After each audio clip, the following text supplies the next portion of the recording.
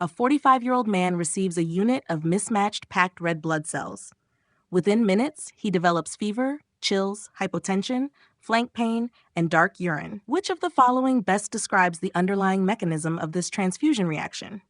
A. IgE-mediated mast cell degranulation. B. Immune complex deposition in vessel walls. C. Preformed antibodies causing complement-mediated hemolysis. T-cell cytotoxic response against donor leukocytes. E. Cytokine release by donor lymphocytes in host tissue. Answer C. Preformed antibodies causing complement-mediated explanation. Acute hemolytic transfusion reactions are type 2 hypersensitivity reactions where performed host IgM or IgG antibodies bind to donor RBC antigens A or B, activates complement, causes intravascular hemolysis. A. IgE is seen in anaphylactic reactions type 1. B. Immune complexes are type 3, e.g. serum sickness. D. Type 4 T-cell mediated delayed response. E. Describes graft versus host disease, not hemolysis. Question 2.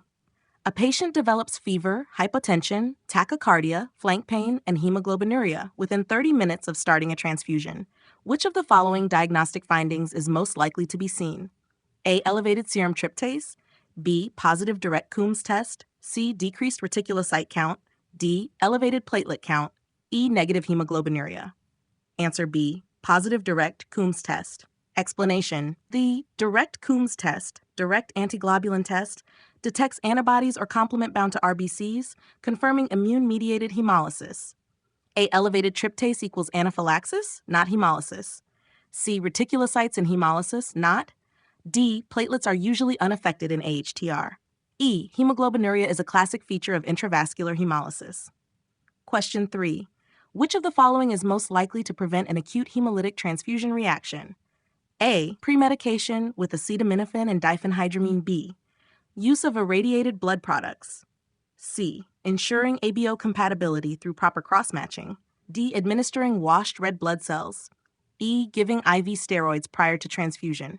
Answer C. Ensuring ABO compatibility through proper cross-matching. Most AHTRs are caused by ABO incompatibility. Preventing this requires careful cross-matching and blood typing before transfusion. A. Prevents febrile and mild allergic reactions, not hemolytic ones. B. Prevents GVHD, not hemolytic reactions. D. Helpful in IgA deficiency, anaphylaxis, not ABO mismatch. E. Steroids are not preventive for acute hemolysis due to ABO mismatch. Question 4. A patient experiences flank pain, dark urine, and hypotension immediately during a transfusion.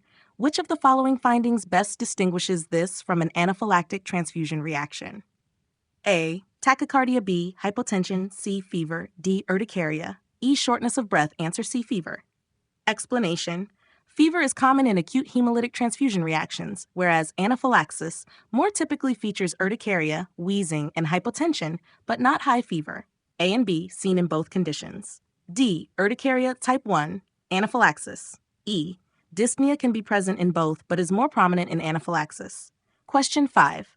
Which of the following blood component mismatches is most likely responsible for triggering an acute hemolytic transfusion reaction? A. Rh incompatibility. B. Kel antigen mismatch. C. ABO incompatibility. D. Presence of donor IgA.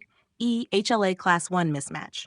Answer C. ABO incompatibility. Explanation: ABO incompatibility is the most common and severe cause of acute hemolytic transfusion reactions because natural antibodies, IgM or IgG, against A or B antigens are preformed and lead to complement-mediated intravascular hemolysis.